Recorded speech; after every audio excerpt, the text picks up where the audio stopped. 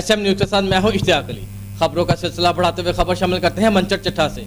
मंचर चट्ठा का रिहायशी सैयद इफ्तिखार हुसैन शाह एडवोकेट अपने घर की तामीर और मुरम्मत का सामान लेते हुए मिस्त्री मोहम्मद इरफान के हमरा अलीपुर चट्ठा जा रहा था कि चौक अरैया में मौजूद नामालूम मोटरसाइकिल सवार ने पीछे से अंधाधुंध फायरिंग कर दी।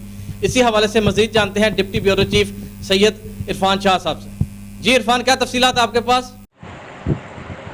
जी बिल्कुल, मंचर चट्ठा का रहायशी सैयद इफ्तिखार हुसैन शाह एडवोकेट अपने घर की तमीर व मरम्मत का सामान लेने मिस्त्री मोहम्मद इरफान के हमरा अलीपुर चट्ठा जा रहा था कि चौक अरैया में मौजूद नामालूम मोटरसाइकिल सवार ने पीछे से अंधाधुंध फायरिंग कर दी, जिसके नतीजे में मोटरसाइकिल के पीछे बैठा मिस्त्री मोहम्मद इरफान मौका पर जाम बहक हो गया, जबकि सैयद इफ्तिखार हुसैन शाह एडवोकेट राहगीर मोटरसाइकिल सवार खातून महवा हिफ्जोजा कैसर चीमा सकना खीवे वाली भी शदीद ज़ख्मी हो गई, जिन्हें फौरी तौर पर सिविल हॉस्पिटल अलीपुर चट्ठा पहुंचा दिया गया।